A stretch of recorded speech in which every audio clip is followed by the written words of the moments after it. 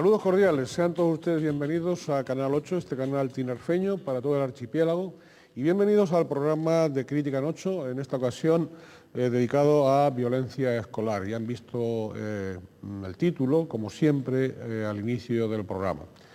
Bien, estamos afrontando esta especie de puente, acueducto, lo que ustedes quieran, de la Constitución y de la Inmaculada, y tenemos que agradecerles su presencia, su protagonismo en este debate, a quienes hoy nos acompañan. A don Máximo Padrón, profesor titular de Psicología de la Educación de la Universidad de La Laguna. Profesor, bienvenido.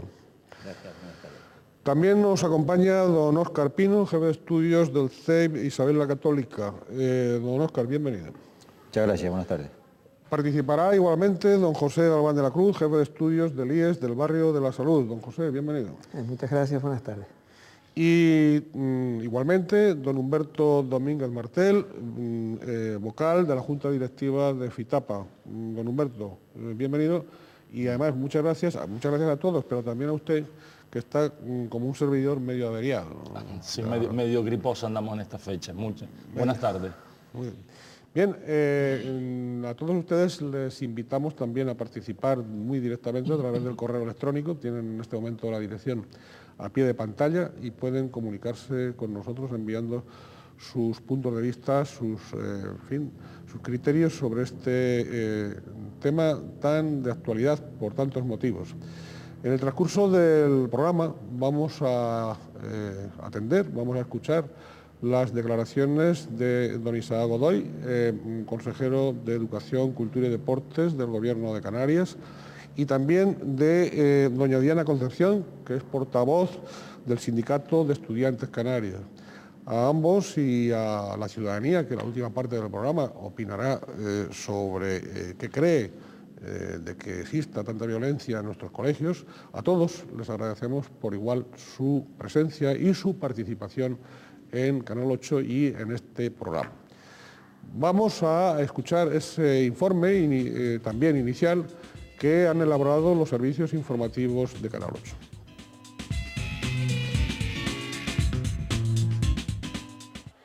Según el estudio Violencia y Acoso Escolar en España, elaborado por el Instituto de Innovación Educativa, 1 de cada 4 alumnos sufra acoso escolar en las aulas, sin distinciones, entre centros públicos, privados o concertados. Además, el 60% de los acosadores acabará cometiendo un delito antes de cumplir los 24 años. El riesgo de sufrir acoso escolar se multiplica por 4 en niños de 7 u 8 años, según el estudio, y este riesgo disminuye progresivamente hasta el bachillerato, 16-18 años, etapa última en la que el porcentaje de acoso en las aulas, en torno al 11%, coincide con el acoso que se produce en otros ámbitos, como el doméstico o el laboral. El informe se basa en un muestreo realizado entre 25.000 alumnos de 14 comunidades, todas excepto Valencia, Baleares y La Rioja, lo que según sus autores lo convierte en el más grande que se ha realizado en Europa sobre esta materia. El estudio explica que el concepto de acoso escolar incluye tanto las agresiones y el daño físico, que representa el 10% de los casos, como la violencia psicológica, en la que se incluyeron el hostigamiento verbal, las amenazas, la intimidación o las coacciones, y advirtieron del daño físico y psíquico que provocan las dos formas de acoso y del riesgo de que esos daños se hagan crónicos. Se advierte que es dañino banalizar o trivializar la violencia psicológica contra la negación del problema que hacen algunas instituciones, centros, padres o profesores, y contra tópicos como el de que son cosa de niños, y se denuncia el error elemental que se comete al considerar que la víctima es la principal responsable de lo que ocurre. El acoso es mayor entre niños, 24,4%, que entre las niñas, 21,6%, y las mayores tasas se han detectado en Andalucía. Canarias, por su parte, es donde la tasa de violencia escolar es más baja. Aún así, recientemente, en el Parlamento de Canarias, se presentó un proyecto de ley de crédito extraordinario que llevará el Gobierno al Parlamento para destinar 41 millones de euros para la adecuación e incremento de las medidas y seguridad en los centros educativos. 38 millones de euros irán destinados a centros de infantil y primaria y 3 millones para los centros de secundaria. La gestión de este dinero la llevarán los ayuntamientos. Todos los expertos apuestan por un plan integral de prevención de la violencia y el acoso escolar que incluya la evaluación periódica de la situación la implantación de protocolos de buen trato, por planes específicos de formación del profesorado y por el asesoramiento y el apoyo a las víctimas y a sus familias. Entre los indicadores que apuntan la existencia de violencia y acoso, destacan los cambios repentinos de comportamientos, las estrategias para ausentarse del colegio, síntomas psicosomáticos como ansiedad o insomnio o la pérdida de autoestima. Los comportamientos de acoso más frecuentes que denuncian los niños son la utilización de motes, que no les dirigen la palabra, que se ríen de ellos cuando se equivocan, les acusan de decir cosas que no han hecho o no han dicho, burlarse de la apariencia física, les imitan para burlarse, les pegan puñetazos, collejas o patadas y se meten con ellos hasta hacerles llorar. Los autores del acoso suelen ser los niños o las niñas de la propia clase y grupos de otras clases, habitualmente mayores que la víctima, aunque los autores del estudio han detectado que en un 3,7% de los casos, los niños que se sienten víctimas del acoso apuntan a los profesores como responsables de los mismos. Otra de las víctimas en estos procesos de violencia en los centros son los profesores, que la padecen no solo de los alumnos, sino de los propios familiares. Según los expertos, los docentes no pueden aplicar el concepto de disciplina como antes, ya que ha variado de forma paralela a los cambios sociales de las últimas 3 décadas. En este sentido, dicen que el término autoridad también ha cambiado de manera que se ha pasado del hecho que los padres pedían a los profesores que fueran más duros a amenazar a los profesores. La administración pública, organizaciones no gubernamentales. Existen muchas instituciones que prestan ayuda ante este problema. Si el caso presenta cierta profundidad y los padres ven que no pueden abordar el tema solos, conviene buscar la ayuda de un especialista. Hay cuestiones que, si no se tratan en su momento, pueden dejar secuelas durante toda la vida. Este ha sido el informe general basado en ese estudio especializado que hemos comentado y que se ha hecho sobre los sondeos y las averiguaciones en 14 comunidades autónomas, ¿no? No sé hasta qué punto algunos de los datos o algunos de los rasgos del estudio pueden o no ser coincidentes con la situación en Tenerife, en las islas, ¿no?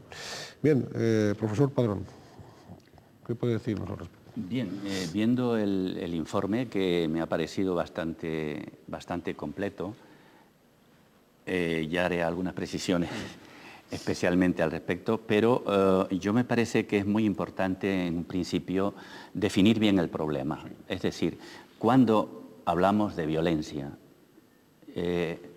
violencia escolar, me pregunto, violencia social, ¿dónde está la violencia?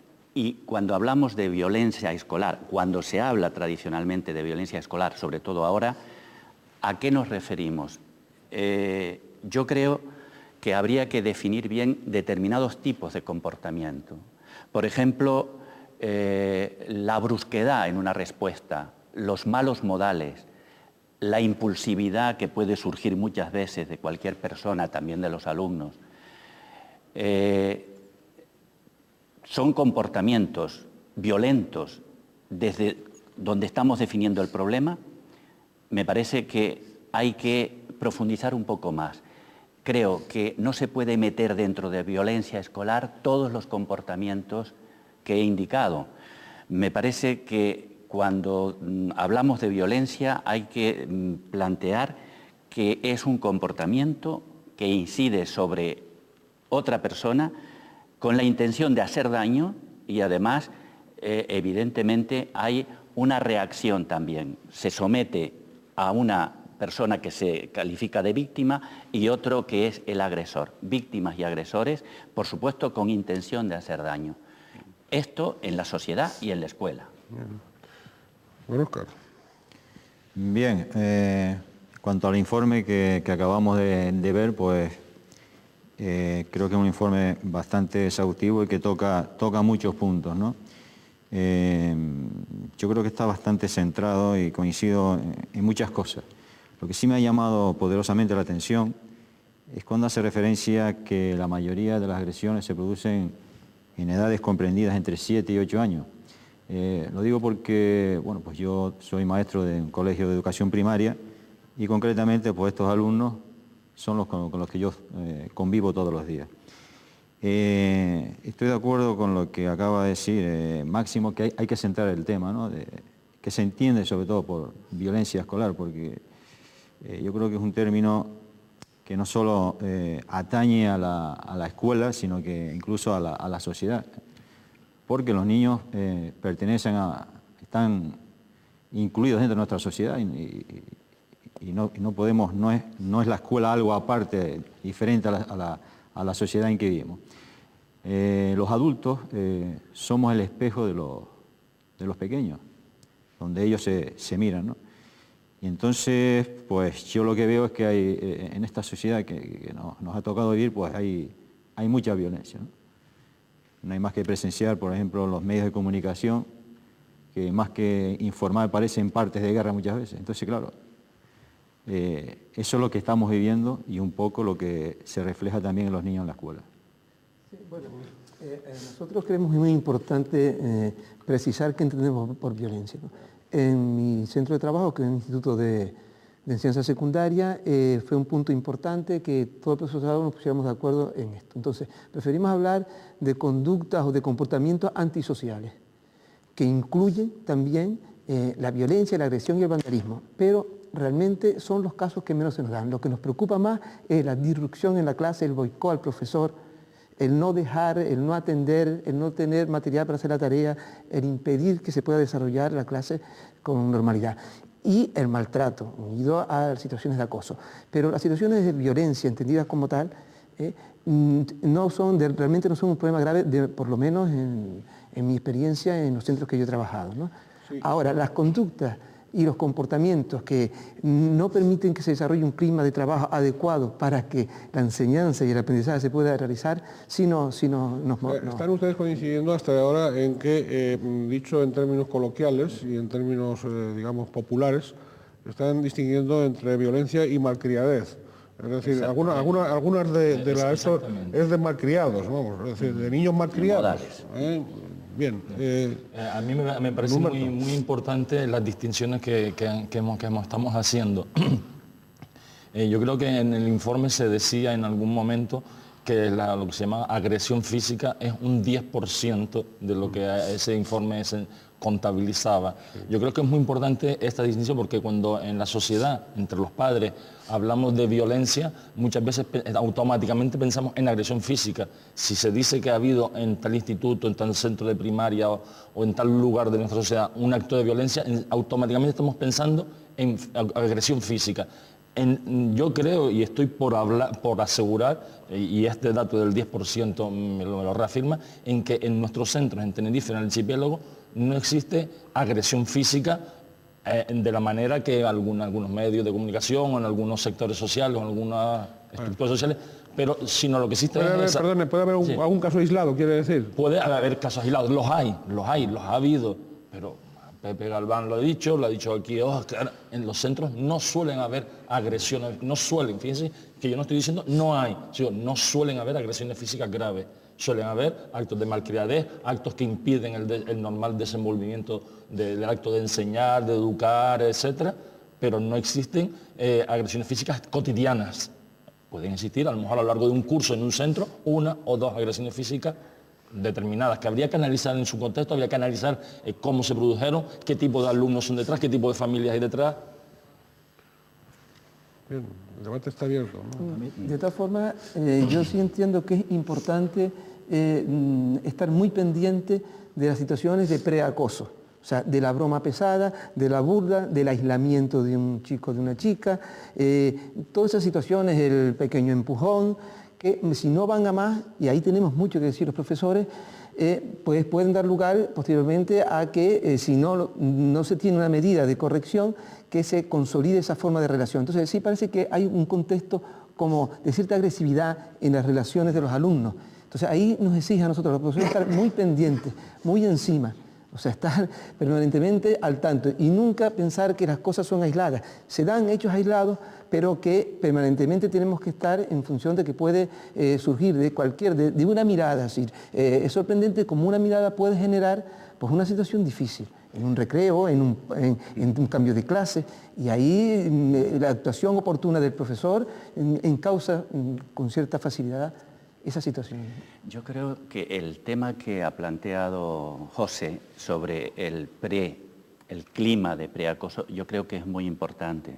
Es decir, estamos ya apuntando a posibles soluciones del tema. Estoy más que posibles soluciones, es ver un poco por qué se produce en cierta forma, ¿no? Más que soluciones. Porque realmente cuando nosotros hablamos de la violencia en general, no solo circunscrita al ámbito escolar, hay unas condiciones de riesgo. Es decir, ¿qué es lo que origina justamente en el futuro el que se den comportamientos violentos? Por una parte. Pero por otra parte también tenemos que hablar de condiciones de protección, es decir, la infancia, la adolescencia, la juventud. Antiguamente, hace muchas décadas, estaba verdaderamente más protegida, tenía otros ámbitos, otros contextos de protección en los que no sobresalían más estos indicadores de riesgo. Y por eso pienso que es importante ver la exclusión social, por ejemplo, la ausencia de límites como se educa muchas veces desde las familias y desde la escuela y en la sociedad en lo general, es decir, no respetar los límites que tienen determinadas conductas, la exposición a la violencia, lo que hablaba antes Óscar de la sociedad, lo que el chico y la chica desde casa contempla en la televisión, todo esto es una exposición a la violencia que son realmente condiciones que facilitan y por tanto condiciones de riesgo.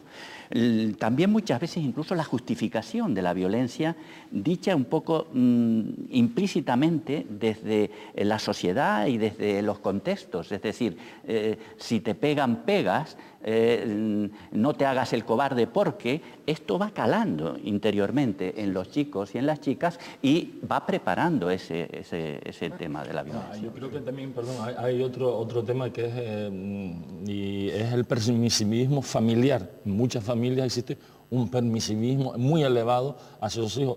De muchas condiciones, hay familias que no tienen tiempo material real para atender a sus hijos, hay otras que hacen una dejadez, espero que sean las menores, pero vamos, ese permisivismo familiar también hace que muchos chicos y chicas que llegan a los centros estén en una situación de no haber aprendido a frustrarse, de no haber aprendido a decir no a algo. Entonces, por un lado, el que no aprende a frustrarse, es incapaz se enfrenta a un compañero, se enfrenta a un profesor, porque el profesor le dice no. O aquel chico que no es incapaz de decir no, no sabe enfrentarse a un agresor, no sabe parar a uno que lo está intentando acosar. Le plantearé enseguida, en cuanto volvamos, que va a ser dentro de muy poco, le plantearé precisamente en relación con los padres, le plantearé una cuestión que sí me gustaría que usted la contestase y eventualmente recabar también la opinión de los demás invitados. Estaremos enseguida con ustedes.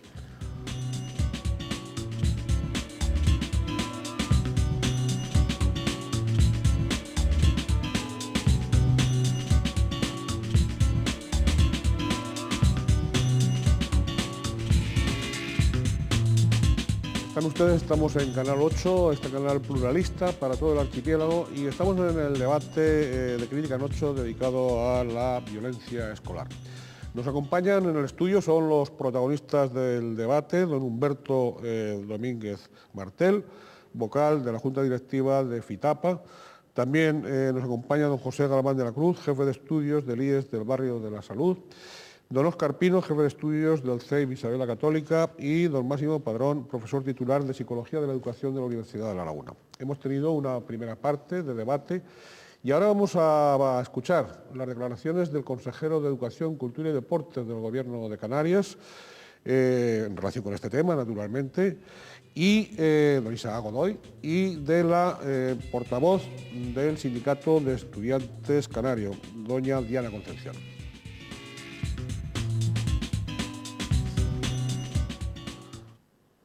En estos casos podríamos decir que empiezan a emerger nuevos fenómenos de violencia y la violencia se expresa de diferentes maneras. Hay violencia verbal, hay violencia hacia los compañeros y hay violencia también hacia el profesorado. Pero no podremos estimar si hay más o menos. Sí podemos decir que hoy somos más sensibles y menos permisibles y menos tolerantes con la violencia, y eso es un dato positivo en nuestra sociedad. La verdad es que no sé qué decirte porque eso no lo conocíamos antes. Lo que sí que pasa ahora es que realmente tenemos la oportunidad de conocer la violencia que existe. También es cierto que las desigualdades sociales han ido en aumento cada vez más a lo largo de los años, y que sí que ha hecho que esa violencia aumente también. La escuela es un reflejo de la sociedad en que vive y por lo tanto en una sociedad donde emergen nuevos procesos de violencia, la escuela, los chicos y chicas se hacen receptores de los mismos modelos de actuación que nosotros los adultos. Por lo tanto tenemos que hacer una reflexión sobre en qué sociedad estamos viviendo y cómo resolvemos los conflictos. Es una gran pregunta que no creo que nadie pueda responder. No creo que haya tampoco una sola causa a esa gran pregunta, pero lo que sí que creo, y es una propuesta que les lanzamos desde el Sindicato de Estudiantes Canarios a ustedes, es que le pregunten a la juventud, que las personas que realmente están implicadas ahí y que realmente participan de esa violencia son las jóvenes y los jóvenes canarios. Entonces esa sería una buena opción. No tiene por qué ser un reflejo de la vida familiar, pero en muchos casos se reproducen los roles y los tipos de comportamiento que se dan tanto en la familia como en el entorno de relaciones entre iguales entre los alumnos y alumnas. Reflejo de la vida familiar, en el sentido quizás del empleo, sí. En el sentido del empleo me explico. ¿Por qué? Porque los padres y las madres tienen actualmente un nivel de trabajo altísimo, tienen que trabajar unas horas casi inhumanas para poder, y todos no lo consiguen, tener una vida digna, lo que hace que a su vez las jóvenes pasen muchas horas o su día a día sea un día a día de soledad y que su socialización se dé a través de los medios de comunicación. El profesorado tiene la obligación de actuar ante los fenómenos de violencia de manera que se abran los procedimientos adecuados, o bien conciliar en el caso de que se puedan restituir a las partes en sus derechos, o bien intervenir mediante los procesos establecidos en los regímenes disciplinarios de los centros educativos. Los profesores y las profesoras son también dentro de esto, están dentro de la institución educativa, que es un ente socializador, y juegan ese papel simplemente uno más. Hay posiciones enfrentadas primero pues se da la educación en la escuela, en los padres, en la sociedad en general, y ¿qué pasa? Los profesores no podemos pretender tampoco que sean unos vigilantes de las estudiantes, sino que sean simplemente alguien más. Entonces ese es el papel que más o menos juegan, un papel también socializador. Los padres deben colaborar con el profesorado y viceversa para enseñar que hay formas no violentas de resolver los conflictos y las diferencias entre alumnos y alumnas y entre los diferentes sectores que forman la comunidad educativa. Juegan un papel que podría ser mucho mayor si no tuvieran que estar metidos en esto de todo el día trabajando, siempre con esta historia. Ellos jugarían un papel mucho más importante si se diera una igualdad económica y si tuvieran un empleo digno. Básicamente es trabajar en la prevención. Tenemos que enseñar a resolver nuestras diferencias mediante el diálogo, a intentar que no se expresen violentamente y sobre todo al respeto a uno mismo y a los demás, la tolerancia y sobre todo la intolerancia ante cualquier fenómeno de violencia, sea de género, sea verbal o sea como simple respuesta a una situación de estrés o básicamente a una situación de búsqueda de identidad. La gran solución es el cambio social. Si no existe cambio social, no existe nada, porque dentro de esta problemática y dentro también de lo que hablábamos antes de las desigualdades sociales, está la exclusión social, la pobreza, todo esto que está súper relacionado.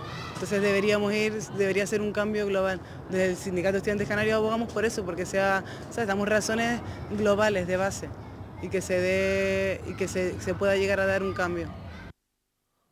Han sido las declaraciones, los puntos de vista de doña Diana Concepción, portavoz del Sindicato de Estudiantes Canarios, y de don Isaac Godoy, consejero de Educación, Cultura y Deportes del Gobierno de Canarias.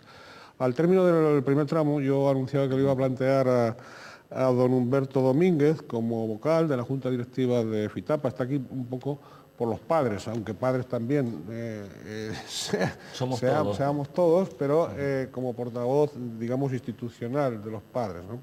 Entonces, la cuestión que yo le iba a plantear es que a veces se oye que ante determinadas, si no violencias, sí malcriadeces, cuando los O sea, son los propios padres los que en lugar de informarse o de, quiero decir, de no quiero decir hacer causa común sin más con el profesor, pero sí de alguna manera de respetar la autoridad del profesor, en principio.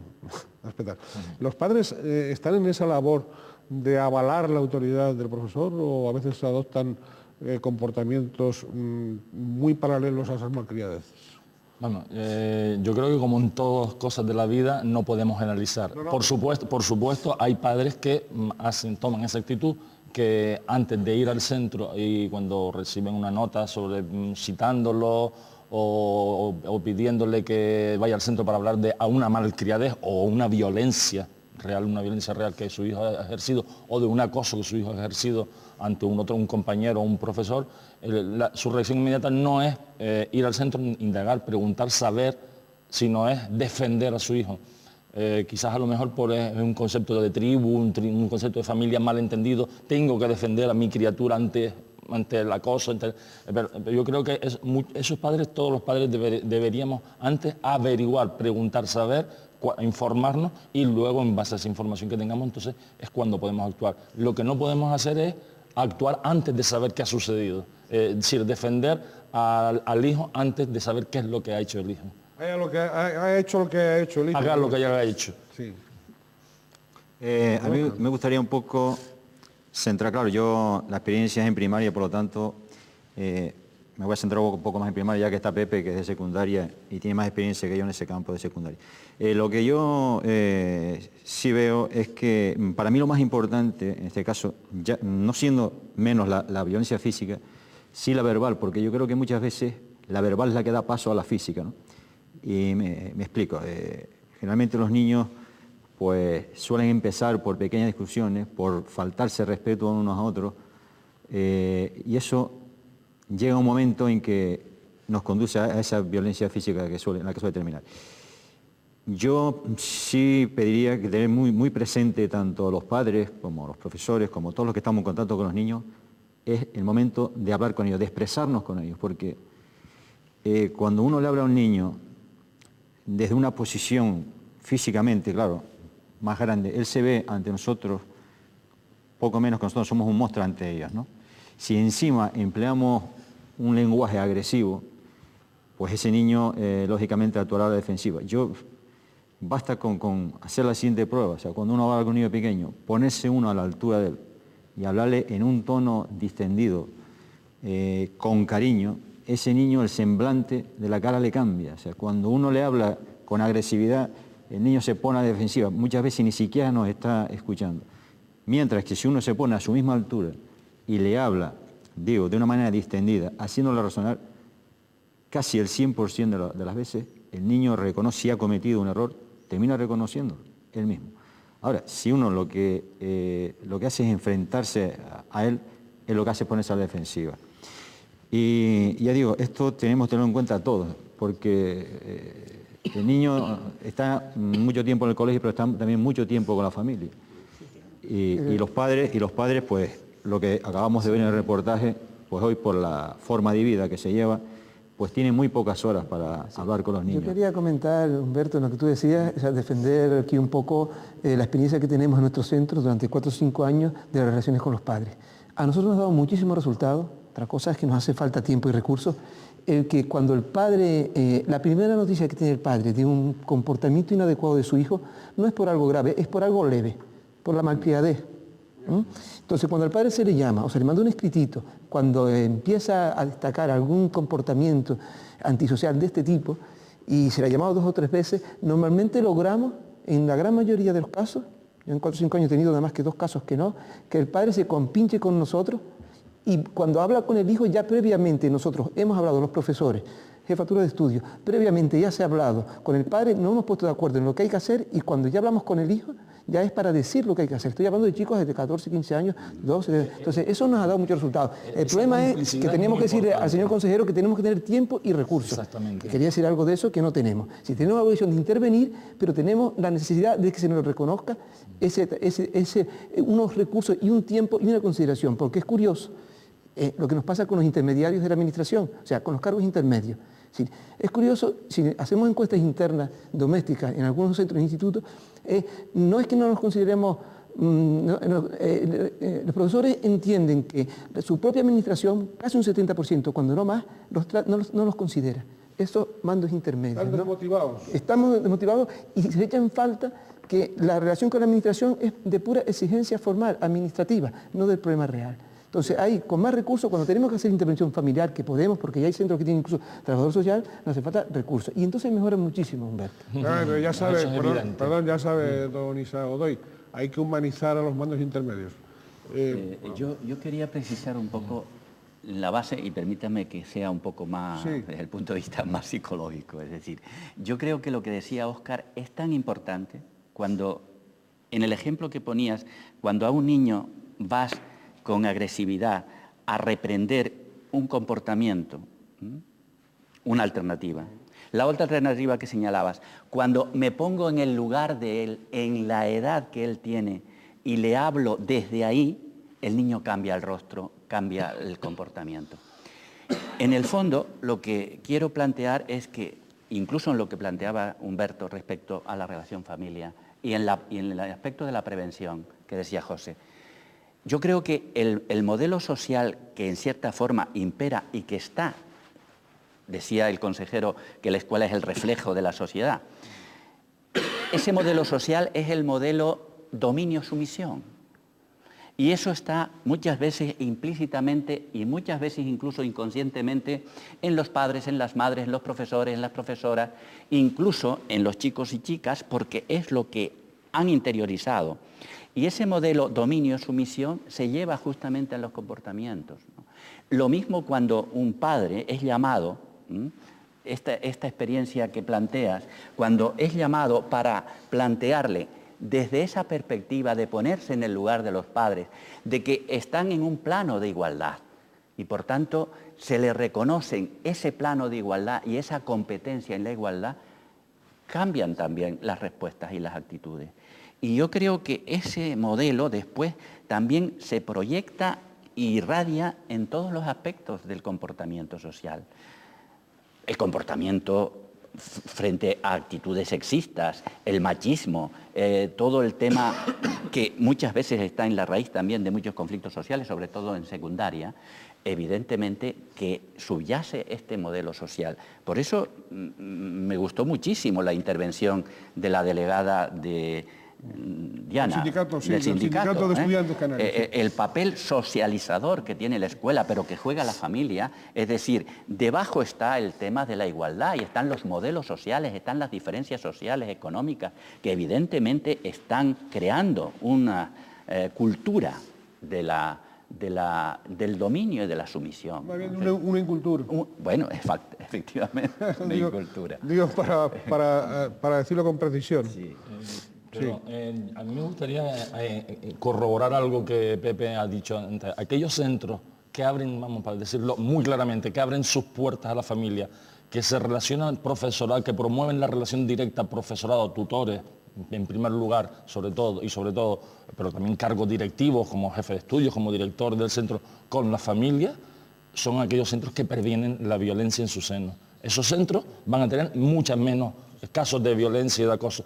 Aquellos centros que cierran las puertas, aquellos centros que desgraciadamente existen, que cierran las puertas, que no permiten, que tienen, yo diría, miedo a que los padres y madres pisen el centro o hablen o dialoguen, etcétera, son centros en los que va a haber más violencia. Lo que ocurre es que también puede suceder que no ocurra, porque, vamos, ese cerrarse de los centros no sea tal, sino que hay familias, todos sabemos, que desestructuradas, con problemas de tal, que hay centros que están llamando a las familias y las familias no acuden, que no se responsabilizan de sus hijos, etcétera, etcétera, y por lo tanto no cabría...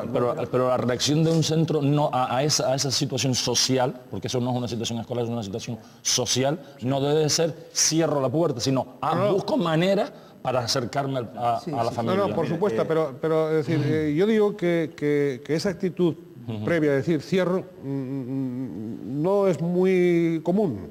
Sí. Podrá haber algún caso también aislado, pero que se produce, es la razón, es más bien la incomunicación entre centro y padre, pero entre unas familias que es las que tenemos en la sociedad, también en la sociedad. En la misma sociedad. En la misma sociedad, unas familias con problemas de todo tipo, que se les llaman familias por llamarlas de alguna manera, pero que no responden a un núcleo de hogar que conocemos como familia normal. De todas maneras, enseguida tendrá don José Galván de la Cruz, que ha pedido la palabra, la tendrá en cuanto retornemos al debate, que va a ser muy pronto.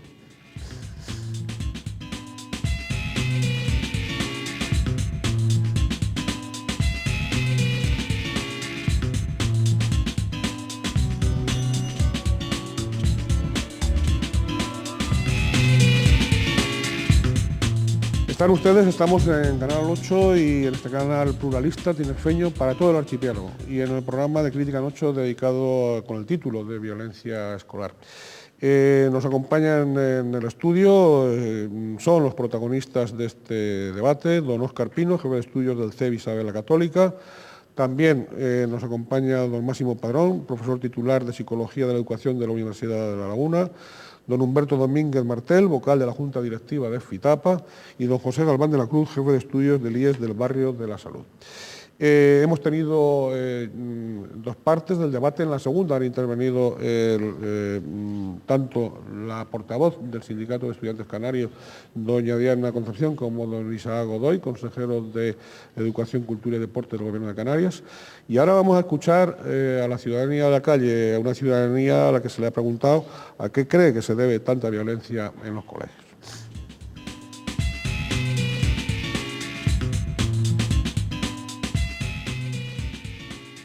Yo pienso porque no están bien cuidados.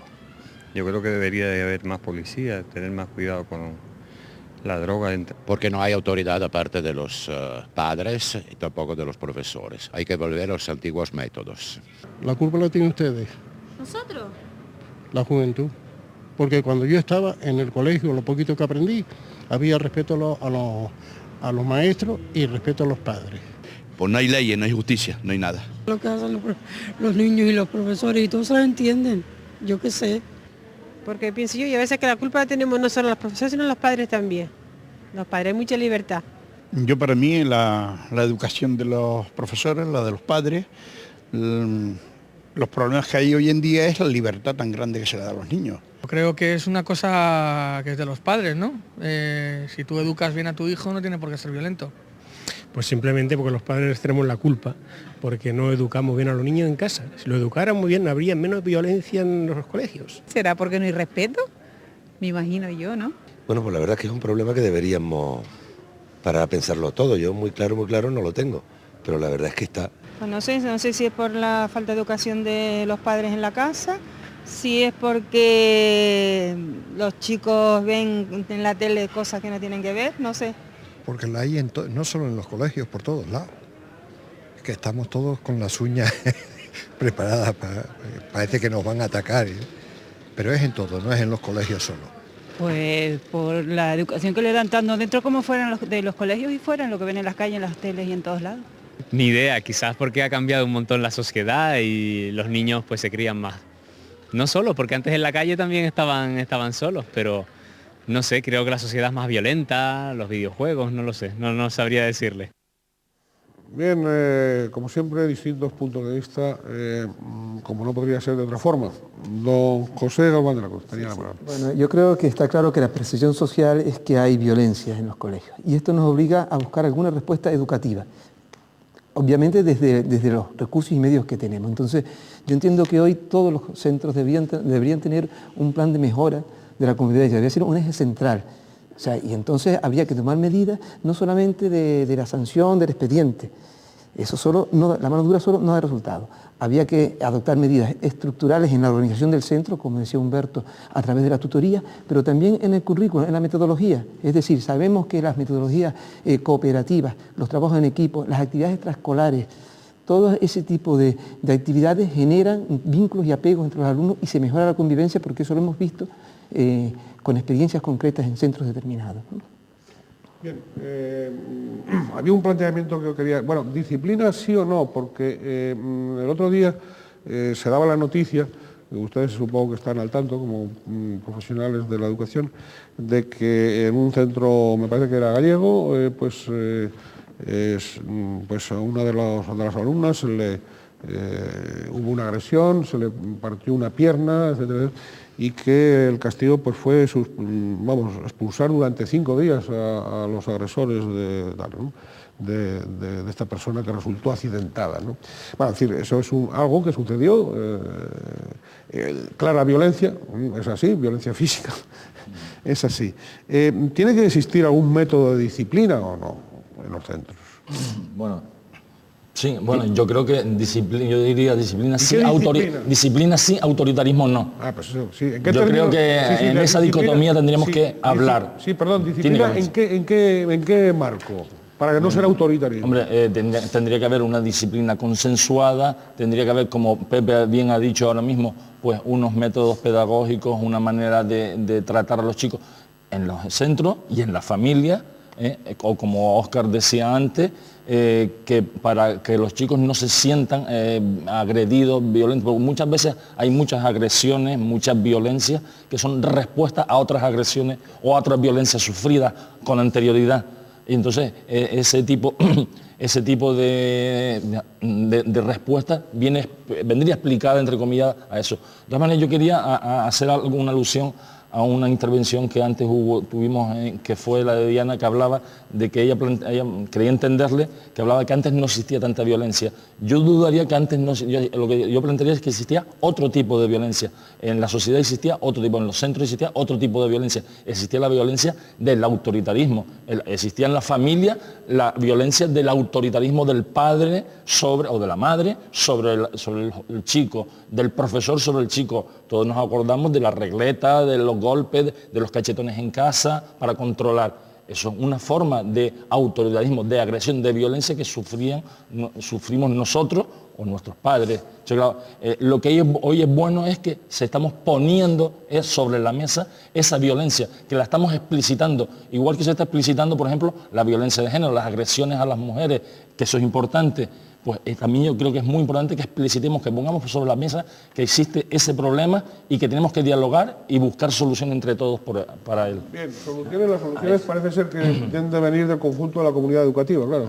Claro, exactamente. Yo lo que creo que es muy importante ese plan de mejora de la convivencia de la que hablaba José, desde los propios centros, con la participación de toda la comunidad educativa, incluso del personal que trabaja, no docente, que trabaja en ese centro, que muchas veces no nos damos cuenta, pero que también son muy importantes. Pero, por otra parte, yo quisiera hacer hincapié en una cuestión que me parece importante, porque los comportamientos violentos, muchas veces queremos cambiar el comportamiento y vamos, diríamos, a los síntomas.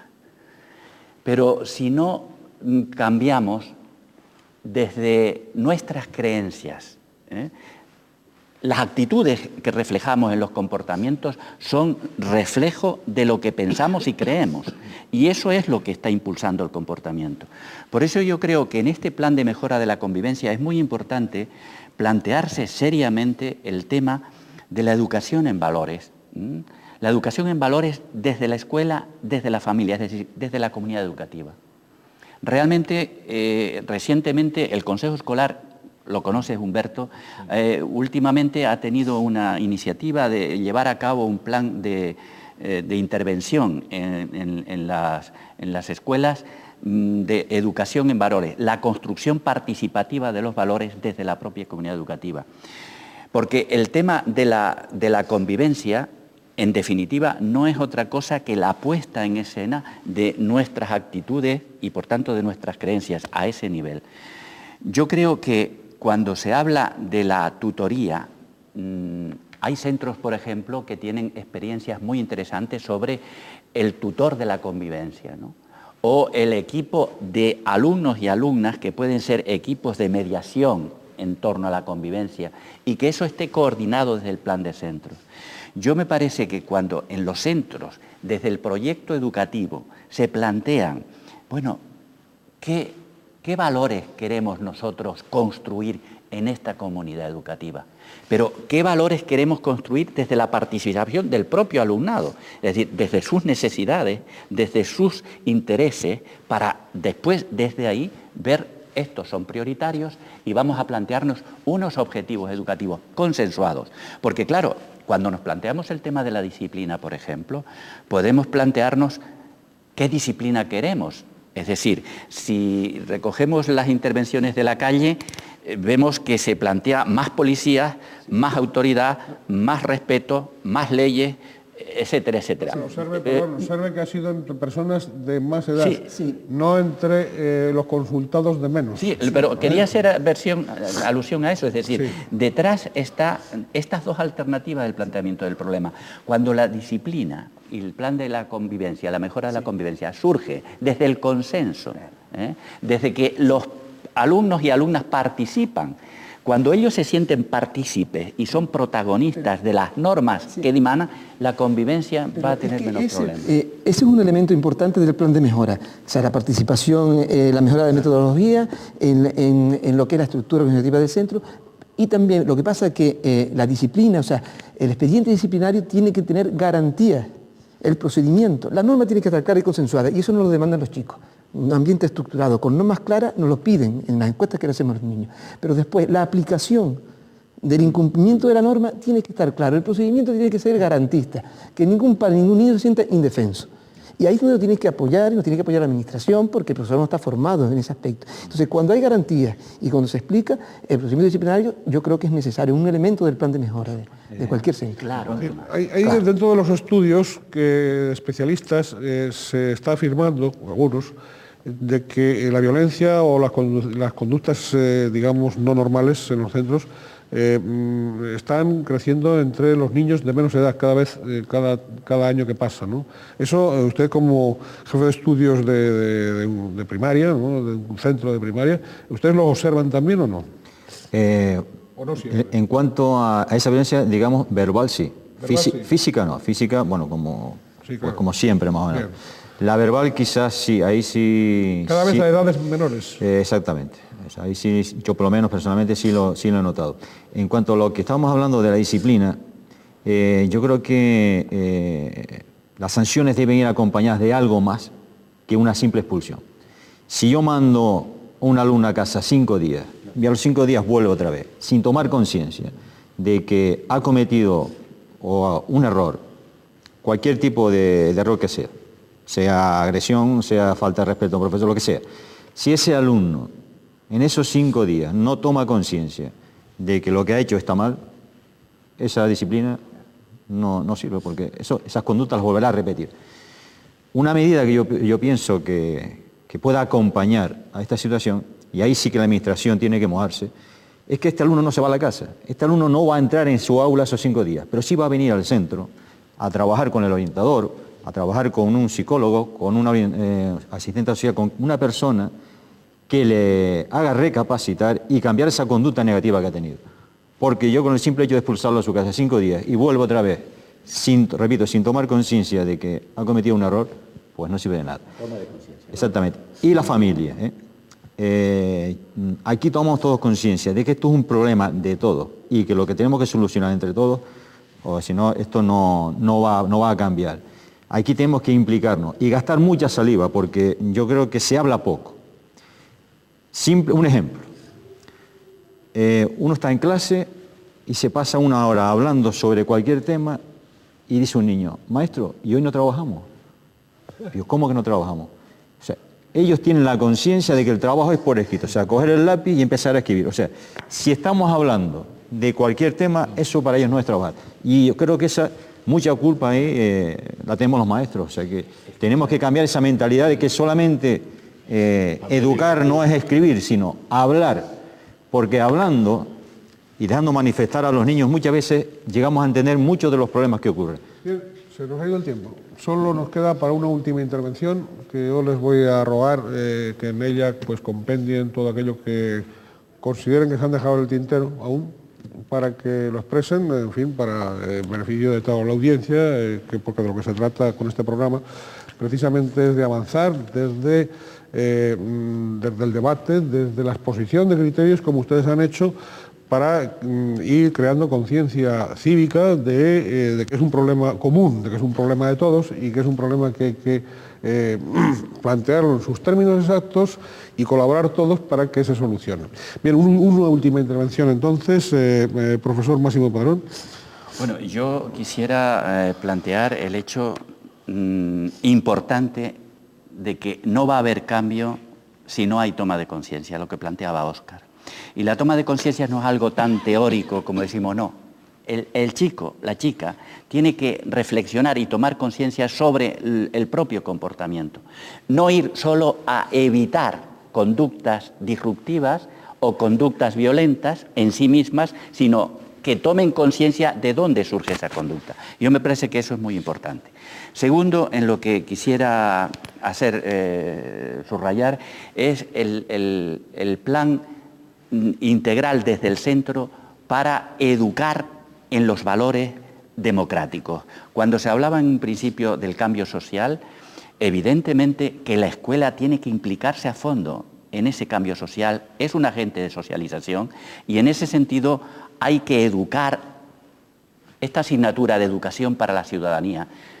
En definitiva, va a ser una asignatura, podemos interpretarla como queramos, pero en definitiva se arraiga en la educación sobre los derechos humanos y por tanto sobre los derechos democráticos que se empiezan desde la propia infancia, desde la participación, desde estar atentos a reconocer lo que dicen los chicos, desde escuchar, desde atender, ponerte en el lugar del otro.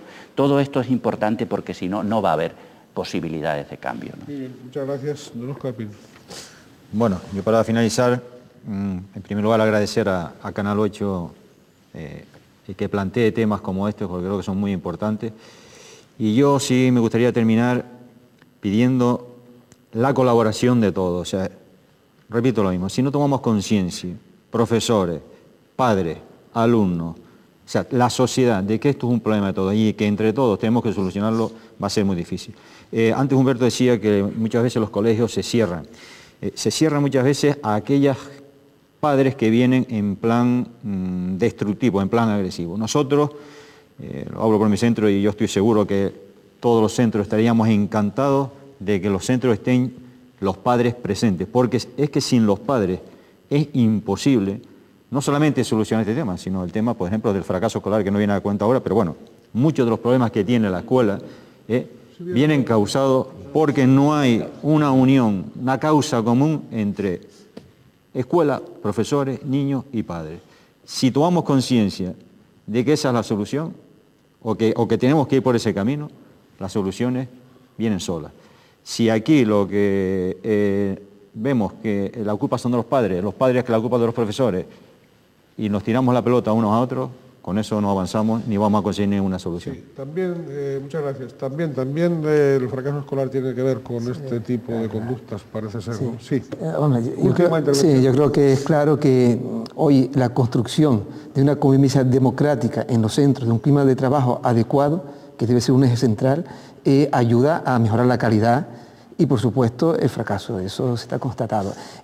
Yo, para terminar, sí diría que se echa en falta, o yo por lo menos desde la práctica, he hecho en falta que en bastantes años que he estado de jefe de estudio, nunca hemos tenido un foro propiciado, yo creo que debía ser por la consejería, donde la gente que estamos en la práctica, en lo cotidiano, en lo diario, podamos, una vez al año, intercambiar experiencias de cómo vamos resolviendo los problemas. Entonces ahí es una demanda que a veces le pedimos al señor consejero, que además de gastarse tanto dinero en no sé cuántos programas, como que hay ahora de acoso, que cuesta 40 y pico millones, que está bien, pero que es un teléfono, pues que también se nos permita a la gente que estamos en la práctica intercambiar opiniones, porque las soluciones las tenemos que buscar, las respuestas educativas las vamos a buscar nosotros, con el apoyo de los teóricos, pero los que estamos a pie de obra. Entonces, yo sí, en falta el que haya alguna vez cada año, pues un intercambio por zonas de las personas que estamos en la práctica. Las puertas de la administración educativa tienen que abrirse a los profesionales de la educación.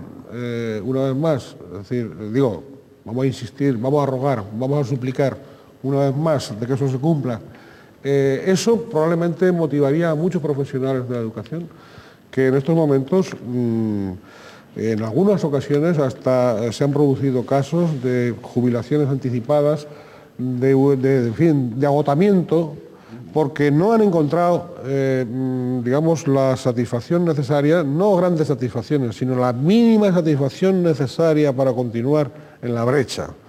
Y se han perdido mucha experiencia de muchos educadores, precisamente por este tipo de tal.